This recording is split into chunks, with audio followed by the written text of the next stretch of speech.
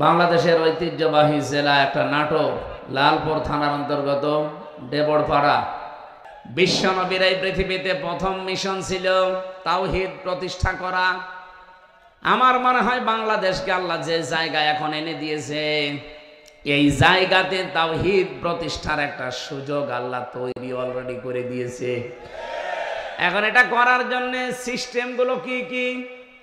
১৫০০ বছর আগে আল্লাহ সিস্টেমটা জানিয়েছেন সূরা আলে ইমরান ৩ নম্বর পারা ১৭ নম্বর পৃষ্ঠার ২ নম্বর লাইনের ৬৪ নম্বর আয়াতে আছে। এটা আমার রেকর্ড হচ্ছে বলে বললাম। সারা পৃথিবীতে এখন বিশেষ করে বাংলাদেশে যারা আমরা আছি, এখানে আল্লাহ ৩টা পদ্ধতি জানিয়েছেন। এই ৩টা পদ্ধতি সামনে আমাদের এখনই অ্যাপ্লাই করা দরকার। ওলিয়া হালালে কিতাবি তাআলাউ ইলা কালিমাতিন সাওয়াইম বাইনানা ওয়া বাইনাকুম আল্লা না'বুদা ইল্লাল্লাহ ওয়া লা নুশরিকা বিহি শাইআ ইলা আখিরি। এদিকে তাকান। আল্লাহ পাক বলেন, নবী আপনি ডাক দেন যারা কিতাব আলা দাবি করে, হে আহলে কিতাবরা এদিকে আসো। আমি বাইরের দেশগুলোতে যখন ঘুরি, আহলে কিতাব যারা দাবি করে ওদেরকে আমি জিজ্ঞাসাও করেছি। এদিকে তাকান। কয়েকদিন আগে মালয়েশিয়া, সিঙ্গাপুর, থাইল্যান্ড এই দেশগুলো ঘুরছিলাম। ট্রেনে যখন যাবার সময়, বাসে যাওয়ার সময় সিট পড়ে পাশে যার নাম জিজ্ঞাসা করলে চেহারা দেখে মনে হয় যে মুসলমান, যে নাম জিজ্ঞাসা করে দেখি খ্রিস্টানের নাম বলছে। বললাম আপনার নবীর নাম কি? What is your prophet? তখন বলে যে যিশু। যিশু মানে ঈসা আলাইহিস সালাম। খ্রিস্টান তো ঈসা বলে। ইহুদির সাথে যদি দেখা হয়, জিজ্ঞাসা করি আপনার নাম, ও নাম শুনলে আমি বুঝি যেটা ইহুদির নাম। আপনার নবীর নাম কি? বলে জোসেফ। জোসেফ মানে মুসা আলাইহিস সালাম। ওরা ইব্রাহিম নবীকে আব্রাহাম বলে ডাকে, ওরা দাউদ নবীকে ডেভিড বলে ডাকে। ওদের নিজেদের নবীর নামও তারা পাল্টিয়ে ফেলেছে। যেহেতু আহলে কিতাব দাবি করলো, এই পৃথিবীতে এখন কিতাবওয়ালা আহলে কিতাব নেই। ইহুদি আজ যারা দাবি করছে ওরা মুসা নবীর আদর্শের উপরে নেই। আজ খ্রিস্টান ২৫০ কোটি, ওরা দাবি করছে ওদের নবীর নাম যিশু, অথচ হযরত ঈসা নবীর আদর্শের উপরে ওরা নেই। হযরত ঈসার জীবনী পড়ে দেখেন, পুরাণ জীবনী আমি পড়ে দেখেছি। হযরত ঈসার পৃথিবীতে জাগতিক সম্পদ বলতে কিচ্ছু ছিল না। হ্যাঁ, একটা জিনিস ছিল, শুধু পানি খাওয়ার একটা গ্লাস। উনি নদীর ধার দিয়ে একবার যাচ্ছিলেন, হঠাৎ দেখলেন একটা লোক পানি পান করছে নদী থেকে এই আজলা দিয়ে। ২ হাতের ভেতরে পানি নিয়ে পানি পান করছে। অনেকক্ষণ দাঁড়িয়ে দাঁড়িয়ে দেখলেন, ডাক দিয়ে বলে, রব্বুল আলামিন, আমি তো মনে করছিলাম যে আমার মতো গরিব মানুষ এ পৃথিবীতে আর নেই। এখন দেখি এই লোকটা আমার চাইতেও গরিব। আমার তো পানি খাওয়ার অন্তত একটা মগ আছে, একটা গ্লাস আছে, জগ আছে, আর ওর তো কিছু নেই। এটা তিনি নদীর ভেতরে ছুড়িয়ে মেরে বললেন, পৃথিবীর কোনো জাগতিক সম্পদ আমার দরকার নেই। আর আপনি তাকান আজ খ্রিস্টানদের দিকে, তাদের যে বিলাসবহুল জীবন, তারা যদি ঈসা নবীর উম্মত দাবি করে, হযরত ঈসা যেভাবে চলেছিলেন সেইভাবে তাদের চলা দরকার ছিল। কথা বলেন না কেন? আমার যে হাদিস পড়েছিলাম, এই হাদিসের শেষের দিকে হযরত ঈসার এই জীবনের কিছু কথাগুলো আছে। আমি যাব সামনের দিকে ইনশাআল্লাহ। আমি যে কথা এখন বলতে চাই, বাংলাদেশের মানুষ আমরা ৯২% যেহেতু মুসলমান, অন্য ধর্মের মানুষগুলোকে আমরা বাদ দিলাম, ওই ৮% বাদ, ৯২% আমরা। আসেন আমরা নবীর এই তাওহীদ প্রতিষ্ঠার মিশনটা হাতে নেই, সুযোগ একটা এসেছে। আসেন একবারে আমরা সবাই এক জায়গায় এই ৩টা কথাকে মেনে নেওয়ার চেষ্টা করি। ১ নম্বরে আল্লাহ না'বুদা ইল্লাল্লাহ। আজকে থেকে আমরা আল্লাহ বাদে আর কারো ইবাদত করব না। বাংলাদেশ জামাত ইসলামীর শ্রদ্ধাভাজন আমিরে জামাত সেদিন কিন্তু এই যে কোন জেলায় তিনি গিয়েছিলেন? ময়মনসিংহ। উনি ময়মনসিংহে অনেকগুলো আলেমের হাত এভাবে উঁচা করেছে, আপনারা ভিডিও দেখেছেন। এভাবে ডাক দিয়ে বললেন, আমাদের আল্লাহ এক, আমাদের রাসূল এক, আমাদের কোরআন এক, আমরা আর পার্থক্য থাকতে চাই না, আমরা সবাই এক। আপনি তাওহীদ প্রতিষ্ঠার জন্য এইভাবেই চালিয়ে যেতে হবে কাজ, কিন্তু পদ্ধতি আল্লাহ কোরআনে দিয়েছেন তিনটা। আমরা যেহেতু সবাই যারা হাত তুলছে এখানে আল্লাহ ছাড়া কারো ইবাদত করতে আমরা রাজি আছি, এক নম্বরে আমরা ঠিক আছি। কি কথা বলেন এখানে? হ্যাঁ, কিছু মানুষ হয়তো ভুল ক্রমে অন্যের ইবাদত করে। কি এই এলাকায় আসে কিনা আমি জানি না, রাজশাহী বিভাগে এটা কম আছে। রাজশাহী, খুলনা, বরিশাল এগুলোতেও শয়তানরা আসে না, ওরা সব আস্তানা গেড়েছে সিলেট আর চট্টগ্রাম আর ময়মনসিংহ বিভাগে। কারণ ওই সমস্ত বিভাগগুলোতে শিরিকও বেশি, বেদাতও বেশি, আবার ইবাদতও বেশি। এই যে আমার গিয়াসউদ্দিন তাহেরি ভাই, আমি নাম বলতাম না, মনে চলে এসেছে তাই। উনি যে ইবাদত করে, জিকির একটা ইবাদত না? উনি জিকির করে কি আল্লাহর নামে? কিছুক্ষণ যদি আল্লাহর নামে করে, ও বলবে দেখেন ইয়ালি বাবা, শাহ আলী বাবা, কেল্লা বাবা, ফতে বাবা, এমনকি আগলা বাবা, পাগলা বাবাও জিকির হচ্ছে।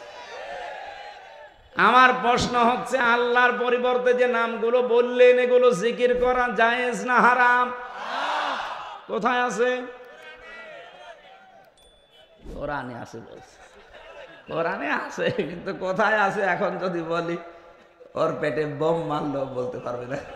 আছে, সূরা আরাফে আছে, 9 নাম্বার পারা 13 নাম্বার পৃষ্ঠা 4 নাম্বার লাইনের 180 নাম্বার আয়াতে আছে, ওয়ালিল্লাহিল আসমাউল হুসনা ফাদউহু বিহা ওয়াদারুল্লাযীনা ইউলহিদুনা ফি আসমাই।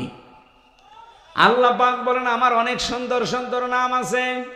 এই যে আল্লাহর নাম আমরা অনেকে এখানে জানি, স্যারকে যদি জিজ্ঞাসা করি কয়টা বলেন তো, আল্লাহর নাম কয়টা? 99টাই জানবে। এটা কায়দায় পড়েছিল ছোটবেলায়, আমরাও পড়েছি। তাফসিরে ফি জিলালিল কোরআনে আল্লাহর নাম পেয়েছি 5000। যদিও আমরা সবগুলো এখন অনেকে জানি না। আপনি 5000 নামের যে কোনো একটা নামে আল্লাহকে ডাকতে পারেন, কোনো অসুবিধা নেই। কিন্তু সাবধান, ওয়াদারুল্লাযীনা ইউলহিদুনা ফি আসমাই, আল্লাহর নামকে যারা ইলহাদ করে, ইলহাদ মানে পরিবর্ধন করে ফেলা, উলট পালট করে ডাকা, পাল্টিয়ে ফেলা। উনি যে ইয়ালি বাবা, শালি বাবা, কেল্লা বাবা, ফতে বাবা, আল্লাহর সাথে কোনো মিল আছে? ওরা নামই পাল্টিয়ে ফেলেছে। এই জন্য আল্লাহ বলেন, আমার নাম যারা পাল্টিয়ে ডাকে, উলট পালট করে দেয়, আমার নাম বাদ দিয়ে অন্য কাউকে ডাকে, তাদের সাথে তোমরা ডাকবা না। কে বলছে? সুতরাং আজকে থেকে যারা আল্লাহ বাদে অন্যের ইবাদত করছে তারা বাদ। এদেশে ঐক্য যদি প্রতিষ্ঠা করতে হয় তাহলে আল্লাহর ইবাদতের বাইরে যারা, ওরা বাদ। এই কথা বলেন না কেন? সেটা যদি জামাত ইসলামকে বাদ দেওয়া লাগে বাদ দিয়ে দেন, যদি হেফাজত ইসলাম বাদ দেওয়া লাগে বাদ দিয়ে দেন।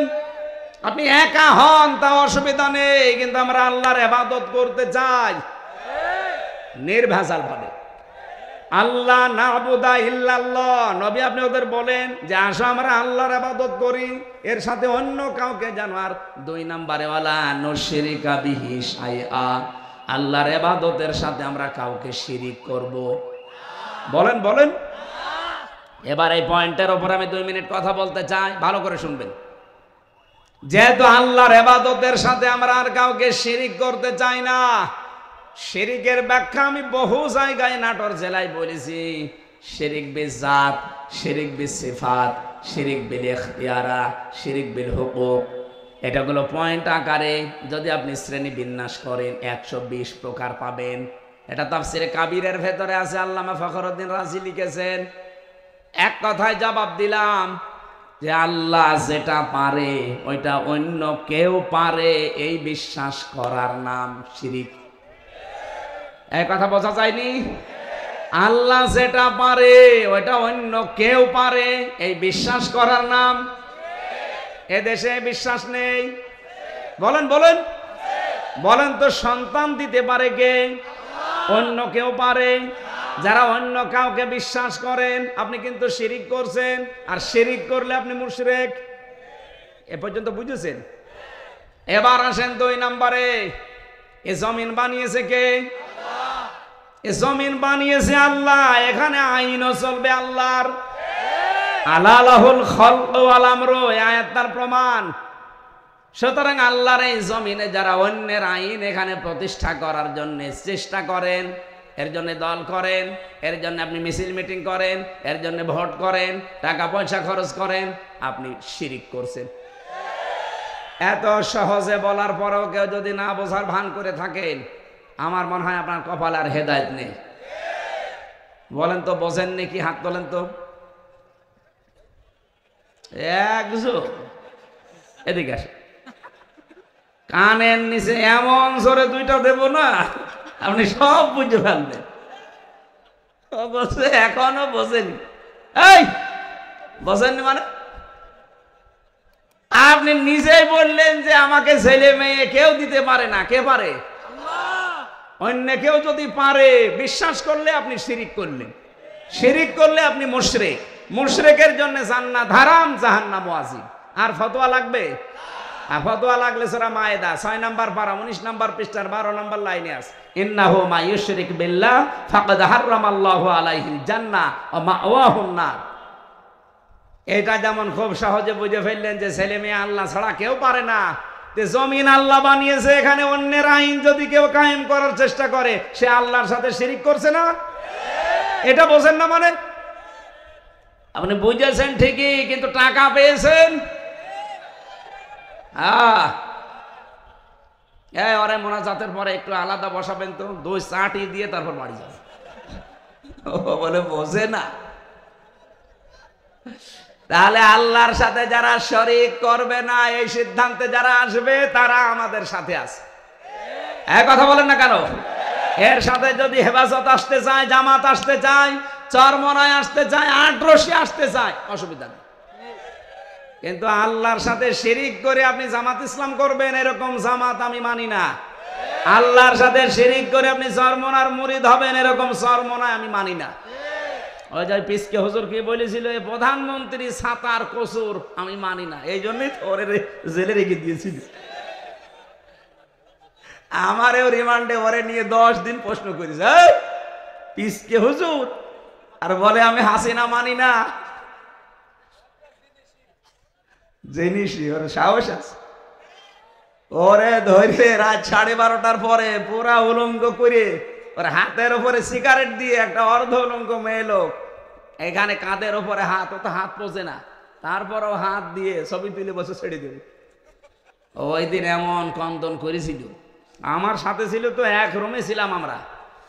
আমার বলছে, হামজা ভাই আমি এমনি ছোট মানুষ, আমার জিনিসপত্র সব ছোট ছোট। হ্যাঁ আসলেও ছোট। কতটুকু? আমার এই পর্যন্ত। বলেন আমার যদি মাজা পর্যন্ত হয় তো ওর কি আছে? তারপরে ওরে একটা বাচ্চা হয়েছে, আলহামদুলিল্লাহ। তো আমারে বলছে রাত 12:30টার পরে আমারে ওই হাতির ছিলে 2 দিকে রাস্তা ব্লক করে আমারে এইভাবে অত্যাচার করছিল। এমন কান্না কাঁদলাম ওই দিন। এক এসআইকে ডেকে বললাম যে ভাই আপনারা যা করছেন এটা কি ওই হারুন আঙ্কেল, ওই যে হাউ আঙ্কেল,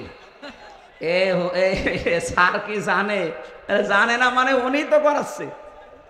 ও উনি করাচ্ছে, অথচ দিনের বেলায় দেখা করতে এসে বলে হুজুর কেমন আছেন, ভালো আছেন, সব কিছু খোঁজ নিয়ে যায়, আর উনি এটা করাচ্ছে। আমারে যেভাবে উলঙ্গ করেছে আল্লাহ যেন ওনারও উলঙ্গ করে। ঠিক ছোট হুজুরের তো হয়তো ছোট জিনিস দেখা যায়নি, কিন্তু হারু আঙ্কেলের 3 ইঞ্চি। কয় ইঞ্চি? ওইটা হয়তো 4-5 জন এসআই দেখেছিল, আর এরটা সারা দুনিয়া দেখেছে। কয় ইঞ্চি? মহিলারা পর্যন্ত জিকির করে 3 ইঞ্চি 3 ইঞ্চি। আলেমদের বরদোয়া লেগে গেছে। কোথায় আছে সে আল্লাহর ওলি? হাউ আঙ্কেল আপনাদের এই নাটোরের বাগাতিপাড়া লালপুরে 17, 18, 19, 20 এই সমস্ত বছরগুলোতে বহুবার এসেছি, কিন্তু কোরআনের কথা আমারে বলতে দেয়নি এই বকুল সাহেব আর আজাদ সাহেব। এই আজাদ না, আর এক আজাদ আছে, সে দুইটা এখন পালিয়েছে। আমার আগে যিনি কথা বলছিলেন কে আমি জানি না, উনি ওই যে আল্লাহর ক্ষমতার উপরে অহংকার যারা করে তাদের পরিণতি কি এই বিষয়ে টাচ দিচ্ছিলেন, আমি হালকা শুনছিলাম। এই জন্য আমরা যেন অহংকার সামনে না করি ভাই। সূরা নমলের 52 নম্বর আয়াতটা পড়লে আমার কাছে এই বাংলাদেশের সাথে একেবারে খাপের খাপ মিলে যায়। আল্লাহ পাক বলেন ফাতিলকা বুয়ুতুহুম খাবিয়াতাম বিমা যালামু, এই সেই ঘরগুলো, আল্লাহ যেন এভাবে আঙ্গুল দিয়ে দেখাচ্ছে, এই সেই আজাদের ঘর, এই সেই বকুলের ঘর, এই সেই হানিফের ঘর, এই সেই ডিলুর ঘর। এখন যদি বলেন হানিফ, ডিলু, আজাদ, বকুলের নাম কোথায় আছে, এদিকে আসেন আপনাকে দেখাচ্ছি। আমি দেখাতে পারবো, দরকার আমি তাফসীর লিখবো এখন, কারণ এখানে বাইতুন নেই, বয়ুত, বহু বচন। আল্লাহ বয়ুত বহু বচন দিয়ে জানিয়েছে যে এরকম মানুষ আজকে না, যদি এটা লূত নবীর জামানায় নাজিল হওয়া, এটা কিয়ামত পর্যন্ত এই চরিত্রের মানুষ থাকবে। আল্লাহ এ পর্যন্ত বলেননি, কিন্তু এরপরে আরো শব্দ আছে।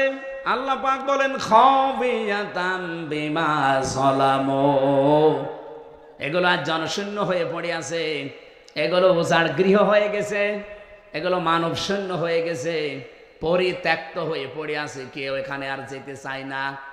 যেতে যদি চায়ও ঘৃণার সাথে যায়। আপনি কুষ্টিয়ার হানিফ সাহেবের বাড়ি যান, আপনি যে দেখেন বাড়ি আর বাড়ি নেই, পায়খানার প্যান পর্যন্ত মানুষ খুলি নিয়ে চলে গেছে। যদিও হালকা পাতলা দু একটা ইট ছিল, এই ফেব্রুয়ারির 5 তারিখে আযাবুল বুলডোজার নাজিল হয়ে ছাতা সব শেষ। সারা দেশে আযাবুল বুলডোজার নাজিল হয়েছিল না? আল্লাহ বলেন এই জালেমদের বাড়ি ঘরগুলো একটু দেখেন না কেন, এই সেই ঘরগুলো খাবিয়াতান, আজ উজাড় গৃহ হয়ে গেছে, পরিত্যক্ত করে দিয়েছি আমি বিমা যালামু, এদের জুলুমের কারণে। আল্লাহ পর্যন্ত কিন্তু শেষ করে দিতে পারতেন, কিন্তু এর পরের শব্দটা আমাদের জন্য। আল্লাহ পাক বলেন ইন্না ফি যালিকা লাআয়াতাল লিকাউমিন ইয়ালামুন। এখানে প্রথমে ইন্না আছে আর মাঝে আছে লামে তাকিদ। আল্লাহ দুইবার গ্যারান্টি দিয়ে জানিয়েছেন অবশ্যই অবশ্যই এর ভেতরে জ্ঞানী যারা তাদের জন্য শিক্ষা আছে। কি শিক্ষা?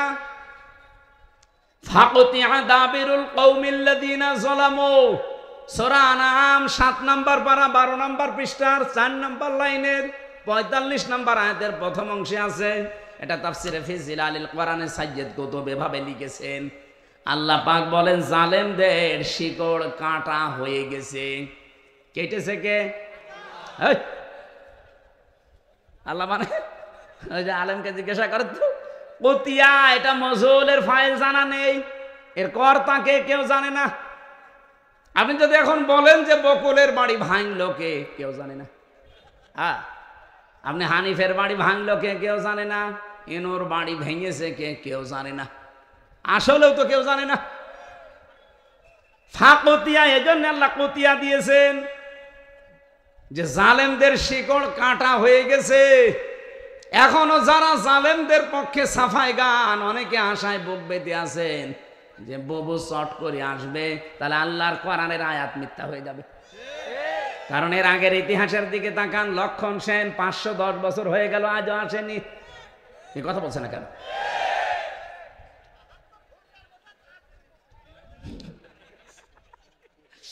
আমি যতগুলো দেখলাম ইতিহাস, একটাও ফিরে আসেনি আশরাফ ঘানি, বাশার আল আসাদ। এই কথা বলছে না কেন? এই জন্য আশায় যারা বুক বেঁধেছেন ও গুড়ে বালি, ওটা বাদ দেন। ওটা বিশ্বাস করে বসে থাকলে কোরআনের আয়াত পাল্টিয়ে যাবে। আল্লাহ বলেন জালেমদের শিকড় কাটা হয়ে গেছে। এ আপনি জোড়া দেবেন কি করে? কেটেছে কে তাই তো কেউ জানে না। আর একজন বলছে আল্লাহ। এই আপনি আন্দাজ বললেন কেন? আল্লাহ কাটেনি, কে কেটেছে কেউ জানে না। আপনি চিন্তা করতে পারেন এইটা কি, কোন ইউনিয়ন? এটা লালপুর। লালপুর ইউনিয়ন পরিষদের দারোয়ান থেকে সংসদ পর্যন্ত থরে থরে জালেমদের সব সাজানো ছিল। আমি রিমান্ডে 10 প্রকার মানুষ পেয়েছিলাম, 10 প্রকারই ওদের। মামলার আয়ু ওদের, যে মামলার প্রসিকিউটর সে ওদের, বিচারপতি যে বিচার করবে রায় দেবে সে ওদের, যে জজ রিমান্ড ডাকবে সে ওদের, যারা রিমান্ডে প্রশ্ন করবে তারা ওদের, যে ঘরের ভেতরে নিয়ে টর্চার করবে সেইটা ওদের, যে রায় দেবে সে ওদের। আমার পক্ষে কে আছে? আরে ভাই আল্লাহ তো আছে, একজন আছে, উকিল। একটা উকিল দাঁড়ায় তো ওর কথা শুনলেও চলে, না শুনলেও চলে। এই ছিল দেশের বিচার ব্যবস্থা। আর মানুষকে শোনায় তো আমরা ন্যায় বিচার কায়েম করছি। বাংলাদেশে যদি এই হয় ন্যায় বিচারতে, আমি কোন কারণে 3 বছর জেলে ছিলাম আমারে জবাব দেন। আমারে আপনারা মামলা দিয়েছিলেন যে আমি নাকি আনসারুল্লাহ বাংলা টিমের প্রধান। কি ও ছাতা ও জীবনে জানি না। আনসারুল্লাহ বাংলা টিম কি ও ছাতা জানি না, অথচ আমারে প্রধান বানিয়েছে। জেলের ভেতরে যাওয়ার পরে একজনের সাথে দেখা হয়েছে, ও 17 বছর জেলে আছে। ওর নাম আব্দুল মতিন, ও আছে আল্লাহ দলের প্রধান সারা বাংলাদেশে। বললাম ভাই আপনি তো আল্লাহ দলের সভাপতি, সেক্রেটারি কে? বলছে আমার ছেলে। আপনি সভাপতি, আপনার ছেলে সেক্রেটারি, আর কে নেই। এই দেশে জঙ্গি ছিল। এই জন্য ডক্টর এনায়েতুল্লাহ আব্বাসী হেফাজত ইসলামের সমাবেশে 3টা প্রস্তাব দিয়েছে যে আবেগের ছলে হলেও কেউ যদি ইসলাম এবং মানবতা রসুল নিয়ে এই বাংলাদেশে কথা বলতে যায় তাকে আইনের আওতায় এনে কঠোর শাস্তি দেওয়া লাগবে। এটা আমরা চাই না। আপনি অধিকারের নাম নিয়ে রসুলকে গালি দেবেন, আল্লাহর কোরআনের আয়াত বিকৃতি করবেন, এটা আর সামনে যেন না হয়, এই আইন পাশ করা লাগবে। 2 নম্বরে উনি বলেছিলেন এই দেশে যারা নবীকে বিশ্ব নবী শেষ নবী মানে নাই, কাদিয়ানি যারা, এদেরকে রাষ্ট্রীয়ভাবে অমুসলিম ঘোষণা করা লাগবে। শোনেননি এটা? কথা বলছেন এখানে। আমরা এই দাবির পক্ষে আছি না? কোরআনে কারিমের শুধু 1 আয়াতের 4 ভাগের 1 ভাগ, মা কানা মুহাম্মাদুন আবা আহাদিম মির রিজালিকুম ওয়ালাকির রাসূলুল্লাহ, এই পর্যন্ত ঠিক আছে। ও খাতামান নবিয়্যিন, নবী যে শেষ নবী, এইটা কাদিয়ানিরা মানে না। ওরা বলে যে মা কানা মুহাম্মদ ঠিক আছে, আলা আহাদিম মির রিজালিকুম এটা ঠিক আছে, ওয়ালাকির রাসূলুল্লাহ এটাও ঠিক আছে। কিন্তু ওয়ালাকির রাসূলুল্লাহর পরে ওয়া খাতামান নবিয়্যিন, উনি শেষ নবী, এটা ঠিক নেই। শেষ নবী হচ্ছে গোলাম আহমদ কাদিয়ানি।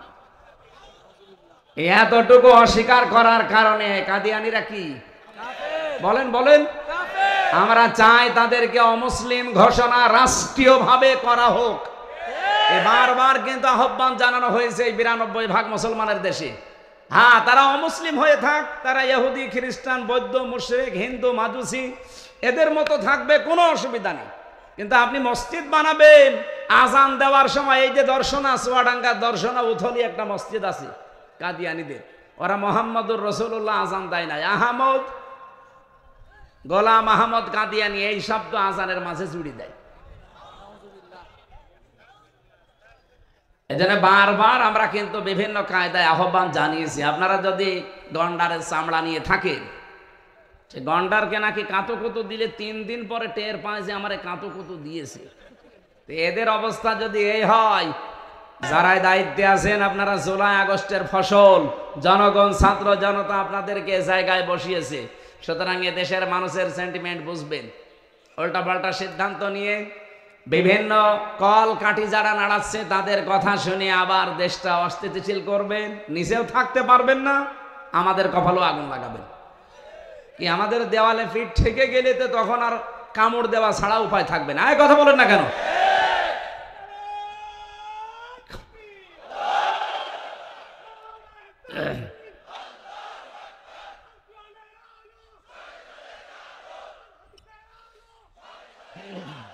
ঠিক আছে ভাই। আমার ভাইরা, আমরা শিরকের যে বিষয় নিয়ে পর্যন্ত এসেছিলাম, এবার একটু তাকান। আজ বাংলাদেশে ঐক্যের বারবার ডাক দেওয়া হচ্ছে, সবাই আসেন, কিন্তু শিরিক যারা করেন তারা আসলে ওই ঐক্য থাকবে না। কি শিরিক যারা করেন তারা যদি এসেও থাকেন লোক দেখানোর জন্য, ঐক্য টিকবে না।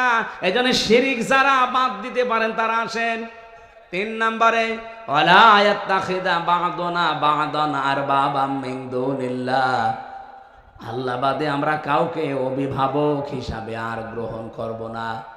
আমাদের অভিভাবক ইন্ডিয়া না, আমাদের অভিভাবক ওই আমেরিকা না, চীন না, রাশিয়া না, আমাদের অভিভাবক কে? এই বিশ্বাসে যারা বিশ্বাসী তাদেরকে এক জায়গায় নেন। 92% মুসলমানের ভেতর থেকে যদি সব বের হয়েও চলে যায়, যদি 51% টিকে থাকে, এই দেশে আগামীতে কোরআন কায়েমে বাধা কেউ দিতে পারবে না।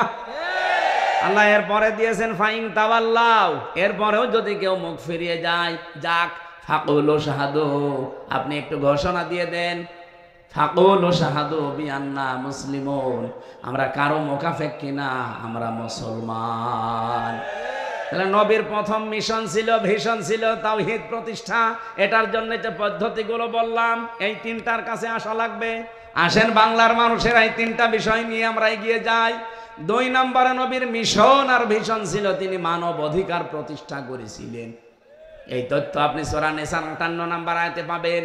ইন্নাল্লাহা ইয়া'মুরুকুম আন তু'আদ্দুল আমানাতি ইলা আহলিহা, অবশ্যই আমি আল্লাহ তোমাদের সবাইকে নির্দেশ দিলাম তোমাদের যাবতীয় আমানত তার প্রাপকের কাছে পৌঁছিয়ে দেবা। এখানে আমানাত বহু বচন, তাফসিরে মারিফুল কোরআন খুলে দেখবেন এই বহু বচনে মুফাসসির লিখেছেন আমানাত মানে ভোট। কি কথা বললেন না? আমি কি এটা বানিয়ে বললাম? যদি বানিয়ে বলি কোনো আলেমকে নিয়ে এখানে বসান, তাফসিরটা নিয়ে এসে খোলেন, সূরা নিসা 5 নম্বর পারা 6 নম্বর পৃষ্ঠা, 5 নম্বর লাইনে এটা, 4 নম্বর লাইনে আছে 58 নম্বর আয়াত। অবশ্যই আমি আল্লাহ তোমাদের সবাইকে নির্দেশ দিলাম, শুধু হামজাকে না, কুম বহু বচন, সবার জন্য আমার নির্দেশ, তোমাদের যাবতীয় আমানত তার প্রাপকের কাছে পৌঁছিয়ে দিবা। যেহেতু আমানত মানে উনি ভোট লিখেছেন, সুতরাং আগামীতে এই দেশে আমরা চাই 300 জন এমপি দাঁড়াবে। 300 জনের ভেতরে অন্তত 151 জন আমরা এমন মানুষ চাই যারা কোরআন বুকে নিয়ে সংসদে যেতে পারবে। এই আমানতটা আমরা নষ্ট করব?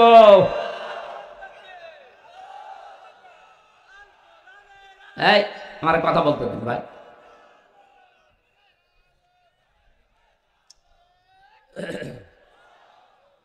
আমার ভাইরা, এটা যদি কারো কাছে রাজনীতি মনে হয়, যদি মনে হয় এটা দুনিয়ার বিষয়, এটা ধর্ম ব্যবসা, হ্যাঁ এটাই আমার ধর্ম ব্যবসা, কারণ আমি এই ব্যবসা করেই কোরআনকে সংসদে পৌঁছিয়ে দিতে চাই। আগামীতে আবুল কালাম আজাদ ভাইয়ের মতো যদি বাংলার 300 এমপির 151 জন কোরআন বুকে নিয়ে যেতে পারে, ওয়াইদা হাকামতুম বাইনান নাস আন তাহকুমু বিল আদলি, যখন তোমরা বিচার করবা মানুষের মাঝে, ন্যায় বিচার করবা, তো ওখানে যদি আপনি কোরআন নিয়ে যেতে না পারেন, ন্যায় বিচার করবেন কি দিয়ে? এই 54 বছরে ন্যায় বিচার দেখতে পাইনি, শুধু এইটা নেই তাই। একটু সুযোগ করে দেন না কেন? 54 বছর তো বিভিন্ন জিনিস দেখলেনি, একবার একটু পাগলামি করে হোক আর যেভাবে একটু দেখেন না কেন? আপনি একবার যদি দেখতে পারেন যে এটা বিচার ব্যবস্থায় চলছে, আমি আল্লাহর কসম দিয়ে গ্যারান্টি দিতে পারি জীবনেও বিনা কারণে জেল খাটা লাগবে না। এই জন্য মানবাধিকার প্রতিষ্ঠা করা এটা রাসূলের মিশন ছিল, ভিশন ছিল। আমাদের জীবনেরও মিশন আর ভিশন এটা হওয়া লাগবে। এখানে যদি কারো দ্বিমত থাকে হাত তোলেন, যে না এটা আমি মানি না, তোলেন। নবীজির জীবনের মিশন ছিল উনি মানব অধিকার প্রতিষ্ঠা করেছিলেন, আর মানব অধিকার প্রতিষ্ঠা করার জন্য ক্ষমতা লাগে, আইন লাগে, সেটা হাতে আছে আমাদের? নেই। খুজলাত মাদামাতান ফাইদা সারা রিশওয়াতান ফিদ্দিন ওয়ালাস্তুম বিতারিকিহি ইয়ামনাকুমুল ফাকরা ওয়াল হাজা আলা ইন্না রিহাল ইসলামি দাইরাতুন ফাদুরু মাআল কিতাবি হাইসুদার আলা ইন্নাল কিতাবা ওয়াস সুলতান আলা ইফতারিকান ফালা তুফারিকুল কিতাব। এদিকে তাকান। হযরত মুআয ইবনে জাবাল রাদিয়াল্লাহু তাআলা আনহু যেদিন ইয়ামেনের গভর্নর হয়ে তিনি যাবেন, ঘোড়ার রাকাবের ভেতরে তিনি অলরেডি পা তুলে দিয়েছেন। নবীজি ডাক দিয়ে বললেন, তোমাকে একটা দেশের দায়িত্ব দিয়ে পাঠাচ্ছি, হাদিয়া তোফা তোমার কাছে আসবে, তুমি যেহেতু দায়িত্বে আছো।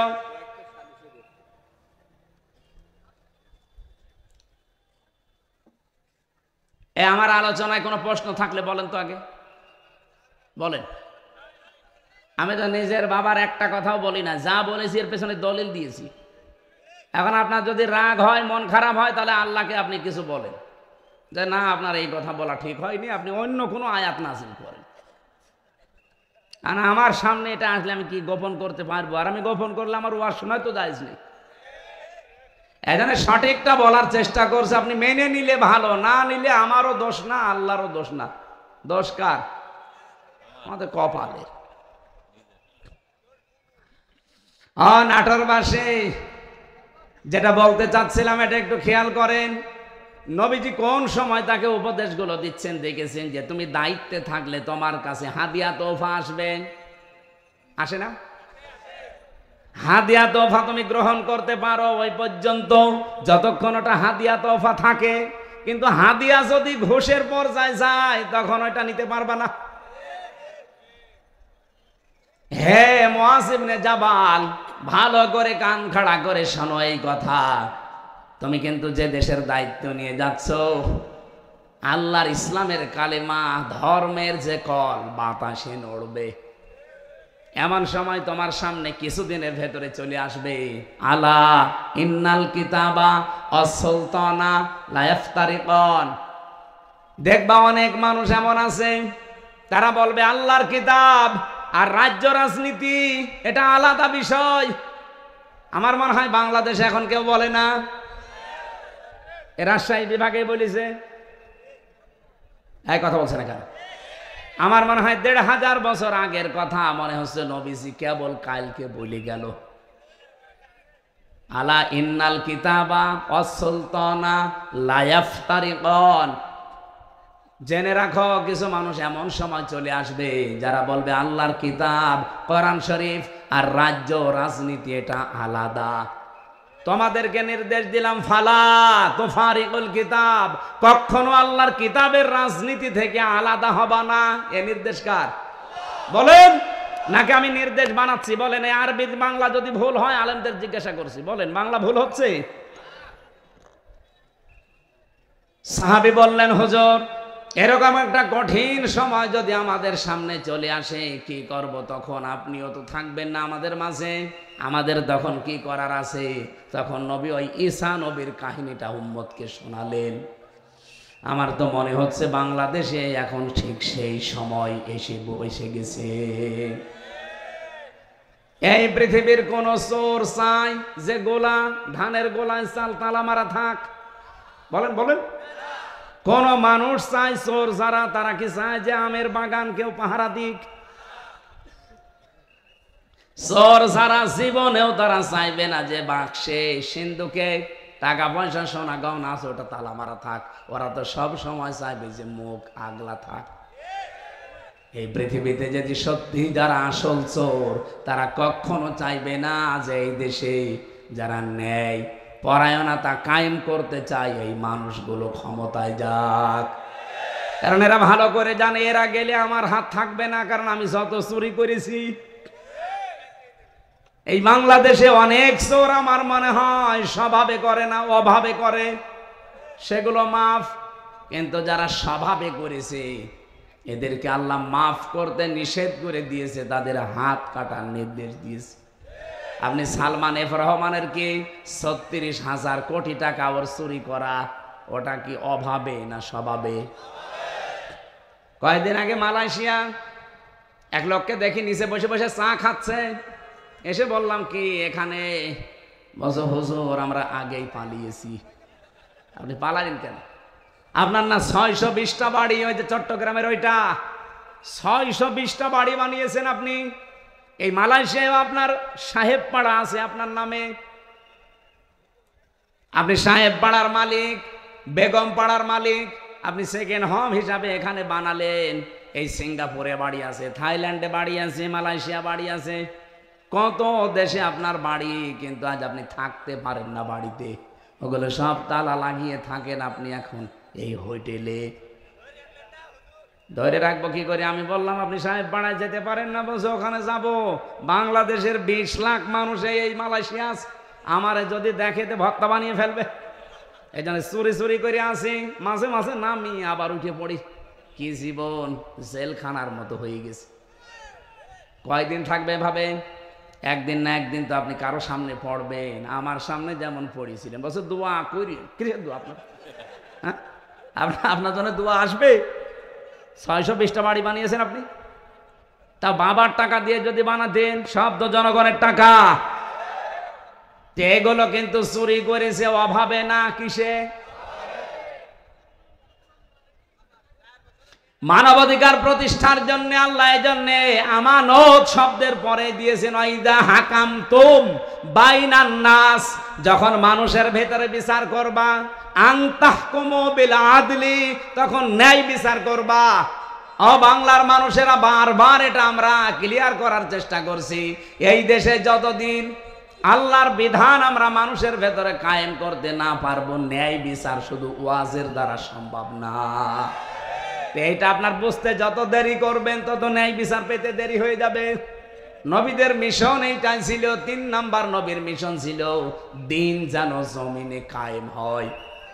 এই জন্য আমার খুতবার ভেতরে এই কথাটা ছিল, ওয়ানাশহাদু আন্না মুহাম্মাদান আবদুহু ওয়া রাসূলুহু আল মাবউসু ফিনা বিল হুদা ওয়া দীনিল হক লিইয়ুযহিরাহু আলাল আদিয়ান। আল্লাহ পাক বলেন, এমন নবীর সাক্ষী তোমরা দিলে যিনি আমার বান্দা এবং আমার রাসূল, যাকে আমি দ্বীনে হক দিয়ে সত্যের বিধান দিয়ে তোমাদের ভেতরে পাঠিয়েছি। কেন? লিইয়ুযহিরাহু, এজাহার মানে এখানে বহু আলেম আমার মনে হয় জিজ্ঞাসা করলে এজহার মানে বলবে স্পষ্ট করা না। এখানে আবিদা আধুনিক অর্থে এজহার মানে বিজয় করা।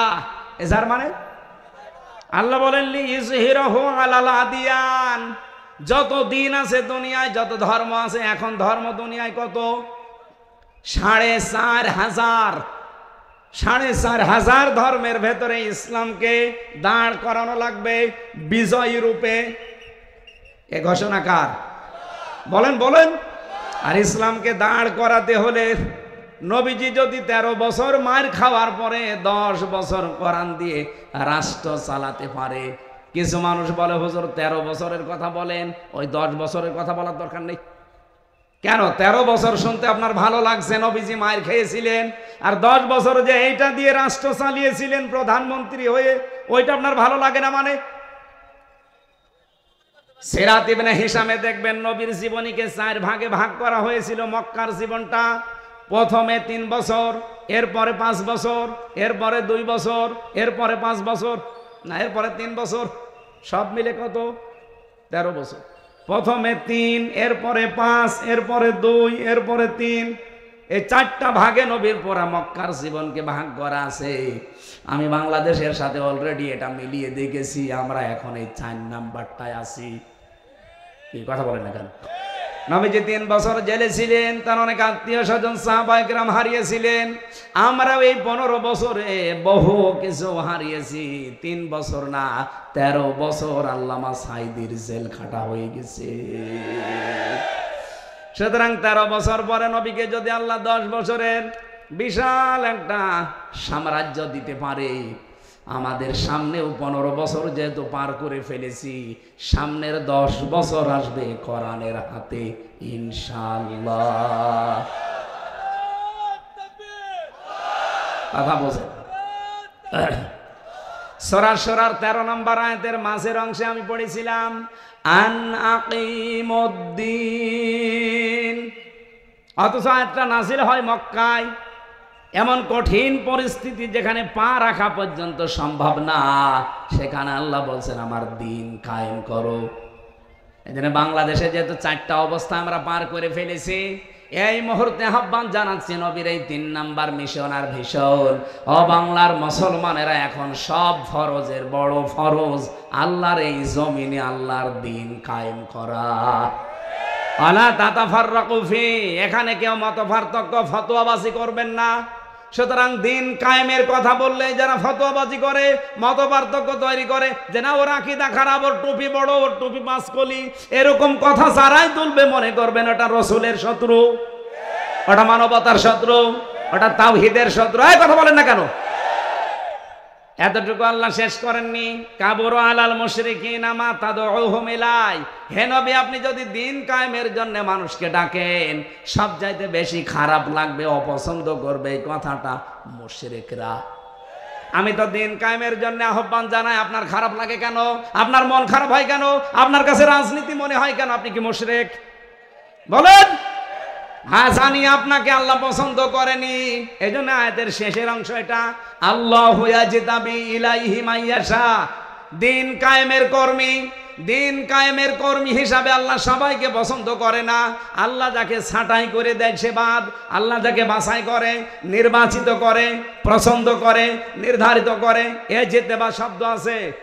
আল্লাহ যাকে পছন্দ করে তার দিনের কায়েমের জন্য কর্মী হিসাবে, তাকে আল্লাহ পাক এই দিন কায়েমের জন্য নির্বাচিত করে নেয়। ওয়াহদি কাকে করে? মাইয়াশা। ওয়াহদি ইলাইহি মাইয়ুনিব, যে লোকটা আমার আল্লাহর দিকে মন থেকে ফিরতে চায়। আপনি কি আল্লাহর দিকে মন থেকে ফিরতে চান? যদি ফিরতে না চান, জীবনও আল্লাহকে আল্লাহ দিনের কর্মী হিসাবে আপনাকে কাজে লাগাবে না। আল্লাহর অত দায় পড়ে যায়নি। এই দেশে ইসলাম কায়েম না হলে আল্লাহর কোনো ক্ষতি আছে? ক্ষতি আপনার, ক্ষতি আমার। কারণ জীবনের শেষ দিন পর্যন্ত এই কাজে নিজেকে জড়িয়ে রাখা, এটা নামাজ রোজার চাইতেও বড় ফরজ। দলিল সূরা হিজর 14 নম্বর পারা 6 নম্বর পৃষ্ঠা, এটা আমার 6 নম্বর লাইনের শেষ নাম্বার আয়াত, সূরা হিজরের 99 নম্বর আয়াতে আছে, ওয়া'বুদ রাব্বাকা হাত্তা ইয়াতিয়াকাল ইয়াকিন। ওই দিন পর্যন্ত ইবাদত করো যতদিন তোমার কাছে ইয়াকিন না আসে, মরণ না আসে। এজন্য সব ফরজের বড় ফরজ। নবীজির জীবনের শেষ মিশন আর ভীষণ দিন কায়েম। সবাইকে আল্লাহ দিয়ে করাবে না, যাকে আল্লাহ নির্বাচিত করে, ছাঁটাই না করে, বাছাই করে রাখে, তাকে আল্লাহ এই কাজে লাগাবে।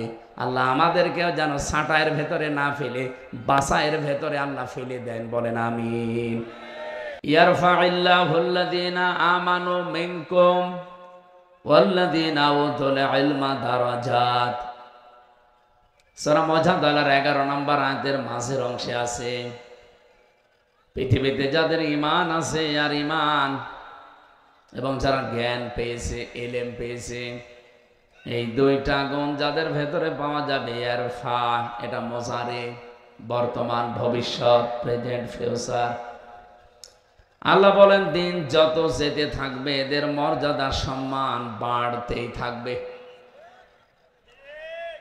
ইয়াদের ব্যাখ্যায় আমি একটা আয়াত পেয়েছি, সূরা মারিয়ামের 96 নম্বর আয়াত, ইন্নাল্লাযীনা আমানু ওয়া আমিলুস সালিহাতি সায়াজআলু লাহুমুর রহমানু ওদ্দা। অবশ্যই যারা বিশ্বাস করে আল্লাহর প্রতি এবং এই বিশ্বাসের দাবি অনুযায়ী আমলে সালেহ করে। নাটোরবাসী, এখানে একটা শিক্ষা আছে, এদিকে তাকান। জন্মের পর থেকে আমরা এই আয়াতটা অনেকেই প্রথম অংশ শুনেছি যে ইন্নাল্লাযীনা আমানু ওয়া আমিলুস সালিহাত, শোনেননি? যারা ঈমান আনে আর আমলে সালেহ করে। আরে ভাই, এটা তো বাংলা গেল, এর আধুনিক অর্থ হবে নিশ্চয় যারা ঈমান আনে আর ঈমানের দাবি অনুযায়ী যারা যোগ্যতা অর্জন করে। সালেহ মানে শুধু নেক কাজ না, সালেহ মানে যোগ্যতা অর্জন করা।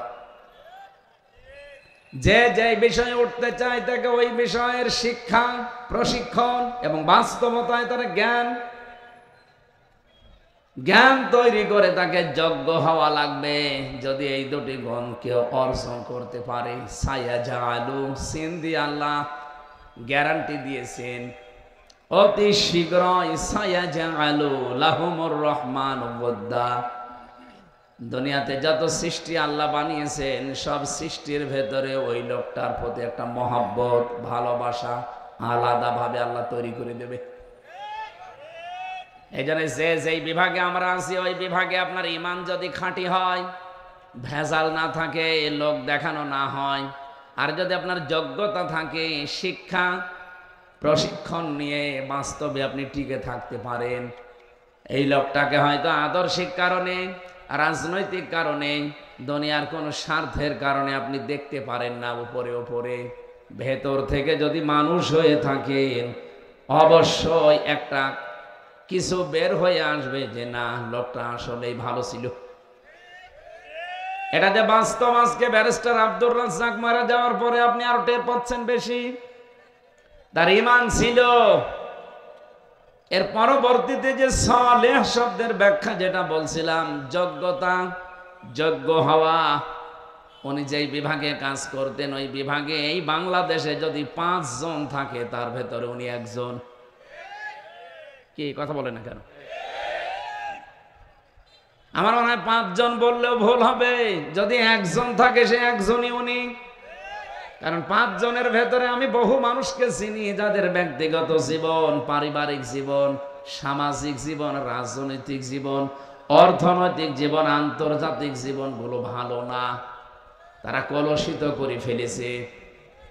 এই জন্য এই মানুষগুলো মারা গেলে সৃষ্টি জগৎ কেউ কাঁদে না। ফামা বাকাত আলাইহিমুস সামাউ ওয়াল আরদু ওয়ামা কানু মুনজারিন। সূরা দোকানের 29 নম্বর আয়াতে আল্লাহ বলেন, এমন মানুষ দুনিয়া থেকে বিদায় নিয়ে চলে যায়, ওর জন্য আকাশেও কেউ কাঁদে না, জমিনেও কেউ কাঁদে না, ইন্না লিল্লাহ পড়ে না। আপনি মিলান তো এই জায়গায় ঈমান আছে, কিন্তু ঈমানের দাবি অনুযায়ী কাজ নেই। এরকম মানুষ যদি আজকে মারা যায়, আমি গ্যারান্টি দিয়ে বলতে পারি ডক্টর কামাল হোসেন মরে যাক আজকে, ওনার ঈমান আছে কিনা আমি ওটা বলবো না, আমি বিশ্বাস করলাম ঈমান আছে, কিন্তু ঈমানের দাবি অনুযায়ী বাস্তব প্র্যাকটিক্যাল লাইফ এটা ঠিক করতে পারে নাই। আমি নিচে নামতে পারলাম না, আমি ইঙ্গিত দিয়েছি, আপনি বোঝেন। শুধুমাত্র ঈমান আনলেই হবে না, ঈমানের দাবি অনুযায়ী আপনাকে কাজ করা লাগবে। আর ব্যারিস্টার আব্দুর রাজ্জাক এটা করেছে। দুইটা লোকে যদি আজকেই মারা যেত, আমার মনে হয় সৃষ্টি জগতের ভেতরে হাহাকার পড়ে যেত ব্যারিস্টার আব্দুর রাজ্জাকের জন্য, আর ডক্টর কামাল হোসেনের জন্য কেউ ইন্না লিল্লাহ পড়তো কিনা আমার বিশ্বাস হয় না। ভাই আমি আমার নিজেরটা বলছি, আমার ভেতর থেকেই তো আসতো না, আপনার আসবে কি করে? কারণ এটা তো আর ভেতর থেকে আসার জন্য যেটা তৈরি হবে সেটা তৈরি করে দেবে কে? এই জন্য আল্লাহ আয়াতের মাঝে সিন দিয়েছেন। যারা আরবি গ্রামার বোঝে যে জিজ্ঞাসা করেন, সিন, সাফা, পদ, লাম, এরকম 13টা শব্দ আছে। কোন সেন্টেন্সের আগে যদি আসে, কোন ফেলের আগে যদি এই শব্দটা ব্যবহার হয়, বাংলা অর্থ দাঁড়ায় অতি শীঘ্রই, খুব তাড়াতাড়ি, অবশ্যই, হবেই হবে। এই সিন শব্দের প্রায় 33টা অর্থ পেয়েছি আমি। আল্লাহ গ্যারান্টি দিয়ে জানিয়েছেন অতি শীঘ্রই, অবশ্যই, খুব তাড়াতাড়ি। আমার সৃষ্টি জগতের ভেতরে তার প্রতি একটা ভালোবাসা, মহব্বত আমি আল্লাহ নিজে পয়দা করে দেব। ব্যারিস্টার আব্দুর রাজ্জাককে হয়তো আদর্শিক কারণে আমরা অনেকেই সামনাসামনি দেখতে পারি না, কিন্তু আজ উনি ইন্তেকালের পরে অনেকেই কিন্তু বলছে না, লোকটা ভালো ছিল। কি কথা বলে না কেন? আপনি মরে যান তো দেখি, পৃথিবীর সব সৃষ্টি আপনার জন্য কাঁদে কিনা। গত কয়েকদিন আগে মাইক্রোসফট, এটা খ্রিস্টানরা চালায়, তারা রিপোর্ট দিয়েছে সারা পৃথিবীতে 257টা দেশের মানুষের উপরে তারা গবেষণা চালিয়েছে। এই তথ্য তারা পেশ করেছে। তামাম পৃথিবীর 6 জন মানুষকে, শুধু আমি না, তামাম দুনিয়ার সবাই ঘৃণা করে, অপছন্দ করে, দেখতে পারে না। তার ভেতরে 1 নম্বরে নাম এসেছে নেতানিয়াহু। এটা পৃথিবীর এখন 1 নম্বরে নিকৃষ্ট জঘন্য মানুষ। 2 নম্বরে নাম এসেছে আমাদের প্রতিবেশী যে মোদি। 3 নম্বরে নাম এসেছে যেটার ওটা পালিয়েছে, ওইটার নাম বলা ঠিক না, যেটা আমাদের নিজের তো এবার নিজের গায়ে লাগবে। এখানে বাংলায় বলে দিলাম যে পালিয়েছে। এই যে যেই কয়েকজন মানুষের নাম বলছি, এদের কর্মজীবন আপনি প্র্যাকটিক্যাল লাইফ একটু খোঁজ করে দেখেন তো। এই মানুষগুলোর ভুল সিদ্ধান্তের কারণে, এটা সূরা ইউনূসের ভেতরে পাবেন 11 নম্বর পারা 19 নম্বর পৃষ্ঠা 4 নম্বর লাইনের 100 নম্বর আয়াতের শেষের দিকে আছে, ওয়ায়াজআলুর রিজসা আলাল্লাযীনা লা ইয়াকিলুন। আল্লাহ পাক বলেন, কোন মানুষ যদি তার জ্ঞান অনুযায়ী, যোগ্যতা অনুযায়ী, বিবেক অনুযায়ী কাজ না করে, তখন তার উপরে ভুল বিষয়গুলো আমি আল্লাহ চাপিয়ে দেই। আপনার ভুল সিদ্ধান্তের কারণে কিন্তু আপনার এলাকা সব ধ্বংস হয়ে যাবে। এই জন্য ইয়াজআলুর রিজসা, আজ আমাদের পাশের এই দ্বিতীয় নিকৃষ্ট মানুষ এই মোদি, তার ভুল সিদ্ধান্তের কারণে আগামীর পৃথিবী বসবাসের অযোগ্য হয়ে যাচ্ছে। 3 দিন আগে এই জন্য গোবিন্দ পরামানিক, বাংলাদেশে হিন্দু মহাজোটের মহাসচিব যিনি গোবিন্দ চন্দ্র পরামানিক, উনি অলরেডি জানিয়ে দিয়েছে, হে ভারত সহ বিশ্বের হিন্দু ভাইরা, আপনারা এই মাতাল মোদিকে থামান। এ মাতাল যদি না থামে, সামনে পৃথিবী বসবাসের অযোগ্য হয়ে যাবে। কারণ এখন অলরেডি ওরা ডাঙ্গা লাগিয়ে দিয়েছে। কি কথা বলছেন? এখন ভারতে অলরেডি দাঙ্গা চলছে। যে কিসের? পাকিস্তানের সাথে। দেখেন এ বাতাস আসলো বলে। আর যেহেতু ওখানে এতদিন পর্যন্ত আমাদের ওই চিন্তা করা লাগে নাই, কারণ ওদের সাথে আমরা দেখতে পাচ্ছি আশপাশে কোনো রাষ্ট্রের মিল নেই। আপনি ভারতের সাথে দেখেন, এই যে আমি কয়েকটা রাষ্ট্র ঘুরে আসলাম, ওদের সাথে আফগানিস্তানের একটা বর্ডার আছে, মিল নেই। পাকিস্তানের সাথে তো দা কুমড়ার সম্পর্ক, ভুটানের সাথে মিল নেই, মালদ্বীপের সাথে মিল নেই, শ্রীলঙ্কার সাথেও মিল নেই, মায়ানমারের সাথে মিল নেই, চীনের সাথেও মিল নেই। আমাদের সাথে মিল ছিল, বুবু ছিল, বুবু নেই, মিল নেই। যদিও এতদিন এরা ছড়িয়েছিল যে আমাদের স্বামী স্ত্রীর সম্পর্ক, এটা দাহা মিথ্যা কথা। এই কথা বলে না কেন? দাদা যা করেছে জীবনে হেদায়েত পাওয়া সম্ভব না। কারণ মানুষ যখন পাপ করতে করতে সীমা ছাড়িয়ে যায়, ইন্নামা নুমলি লাহুম লিয়াজদাদু ইসমা ওয়া লাহুম আযাবুম মুহিন, সূরা আলে ইমরানে আছে 4 নম্বর পারা 12 নম্বর পৃষ্ঠা 11 নম্বর লাইনে আছে। কোন মানুষ যদি পৃথিবীতে পাপের সীমা ছাড়িয়ে ফেলে, তখন আমি আল্লাহ ওকে অপমানজনক শাস্তির ভেতরে ফেলে দেই, আর সেইটা ওদের কপালে আসতেছে। ওরা যা করেছে পাপ সীমা না, সীমা ছাড়িয়ে আরো আরেক সীমায় চলে গেছে। কতগুলো আল্লাহর ঘর ওরা ভেঙেছে আপনি দেখতে পাচ্ছেন। 1500 বছর আগে ওরা একটা ঘর, শুধু আল্লাহর বাইতুল্লাহ কাবা শরীফ, ভাঙার চেষ্টা করেছিল, ভাঙতে পারে নাই। 1.5 কিলোমিটার আগ থেকে ওদেরকে কাঁচ ফিম মাকুল বানিয়ে দিয়েছে আল্লাহ। কি কথা বলে না কেন? আর এখন একটা দুইটা না, কতগুলো ঘর তারা ভেঙে দিল ধোয়া ধোয়া তুলে। কি ধোয়া? ধোয়া ধোয়া। ওরা এখন ধোয়া তুলেছে যে এই জায়গায় নাকি মন্দির ছিল, এই জন্য ভেঙে এখন আবার মন্দির বানাবো। পৃথিবীর মানুষ মাটির নিচে তেল পায়, গ্যাস পায়, সোনা পায়, রূপা পায়, আর ওই শয়তানরা শুধু মাটির নিচে মন্দির পায়। ওরে যদি মানে উলঙ্গ করে পিটাতে পারতাম।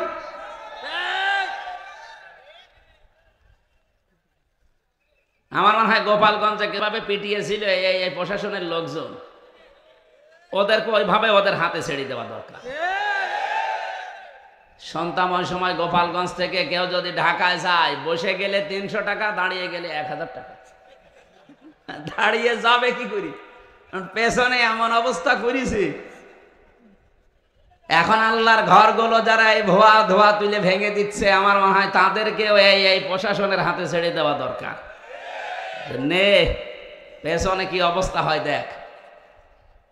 এখন যদি বাংলাদেশে আওয়াজ তুলি আমরা যে ঢাকার স্বামীবাগে ইসকন মন্দির, 500 বছর আগে এখানে মসজিদ ছিল, ভেঙ্গে আমরা মসজিদ বানাবো, মানবেন? আপনি মুসলমান তাই বলছেন না, আর হিন্দুরা মানবে? এই জন্যই গোবিন্দ পরামাণিক জানিয়েছে, পৃথিবীর হিন্দুরা আপনারা একটু সচেতন হন। এই মাতাল লোকটাকে যদি না থামান, এর এই ভুল সিদ্ধান্তের কারণে এমন কিছু নাজিল হবে যেটা টাকাল দেওয়া সম্ভব হবে না। এই জন্য আমাদের দেশে এরকম কিছু হাওয়া আমরা পাচ্ছি। আপনি কি খেয়াল করেছেন কিছু? নারী কমিশন যে 318 পৃষ্ঠার যে রিপোর্ট দিয়েছে, আমি পুরাটা পড়েছি। এই 4 দিন মিলে পুরাটা শেষ করে আমি 13টা ভুল পেয়েছি, বাকি সবই ভুল। এই 13টা 100 ভাগের 100 ভাগ ভুল। ওরা প্রথমে যেটা জানাতে চায় যে স্বামী যদি স্ত্রীর সাথে মিলন করতে চায়, স্ত্রী যদি রাজি না হয়, স্বামী যদি জোর করে এই কাজ করে, তাহলে স্ত্রী তার পরের দিন যদি মামলা দেয়, তাহলে ধর্ষণ মামলা হবে, প্রমাণ হলে স্বামীর ফাঁসি। আমি আপনার কথা মেনে নিলাম ভাই, স্বামী জোর করে আপনাকে সংসার করতে চায়, আপনি রাজি না, আপনি ধর্ষণ মামলা দিলেন। আমার প্রশ্ন হচ্ছে, ফাঁসি দেওয়ার জন্য সাক্ষী লাগবে না? কথা বলছেন এখানে? এখন ওই জায়গায় কেউ কি ছিল যারা সাক্ষী দেওয়ার মতো? অথবা ওখানে সিসি ক্যামেরা দিয়ে রাখা লাগবে? আমার এই জন্য একটা একটা করে যখন পড়লাম, আমার মনে হচ্ছিল এগুলো মেয়াদ উত্তীর্ণ গাঁজা খেয়েছে। ওদেরকে আর বাইরে রাখা ঠিক না, ওদের রুচি, ওদের সব বিকৃতি হয়ে গেছে, চেহারাও বিকৃত হয়ে গেছে। যে কয়টা চেহারা দেখলাম, একটাও মহিলার মতো লাগছে না। এখানে যারা পুরুষ মানুষ আছে, আমরা ঘোষণা দেব কি, পুরুষ ভাইরা পুরুষ প্যান্ডেলে চলে আসেন, মেয়েরা মহিলা প্যান্ডেলে চলে যান। আর যারা মহিলা না, পুরুষ না, ওদের কোন প্যান্ডেলে পাঠাবো? আমি ওদের চেহারার দিকে তাকিয়ে আমার মনে হচ্ছিল ওগুলো মনে হয় তৃতীয় লিঙ্গ। আপনি তৃতীয় লিঙ্গের কোনো কিছু বলতে পারেন, আপনি মহিলাদের পক্ষে বিপক্ষে কথা বলেন কোন কারণে? আপনি কি মহিলা? মেয়ে লোক হওয়ার জন্য যে সমস্ত সিমটম দরকার, আপনার তো কিছুই নেই। আমি নিচে নামলাম না, অনেক সাররা আছে তাই। এই জন্য আমার মনে হয় এদেরকে আর বাইরে রাখা ঠিক না। এদের পেছনে অবশ্যই রাঘব বোয়াল আছে, আমরা জানি। পৃথিবীর কোন রাঘব বোয়ালে কাজ হবে না। এদেশে 92% মুসলমান যতদিন আমরা আছি। কিছু না থাক আমাদের, অন্তত লা ইলাহা ইল্লাল্লাহ। এই কথা বলেন না কেন? এখানে আমরা চাই খুব তাড়াতাড়ি এই মানুষগুলোকে আপনারা পাবনায় পাঠান। আমি কয়েকদিন আগে গিয়েছিলাম হেমায়তপুরে দেখার জন্য, যে দেখি পাগল এখন আর অত বেশি নেই।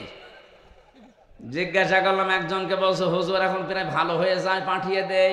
কয়েকজন আছে, আমার তো মনে হচ্ছে নতুন কিছু পাগলের আমদানি হচ্ছে, এদের পাঠানো দরকার।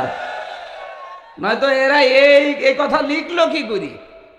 আপনি কিভাবে কি সাক্ষী জোগাড় করবেন? আপনি নিজেই বলেন। এটা পাগলের মাথায় তো এই চিন্তা। দ্বিতীয় নম্বরে তারা লিখেছে, দেহ আমার, সিদ্ধান্ত আমার। এটা কোরআনে কারিমের পুরা বিরোধী।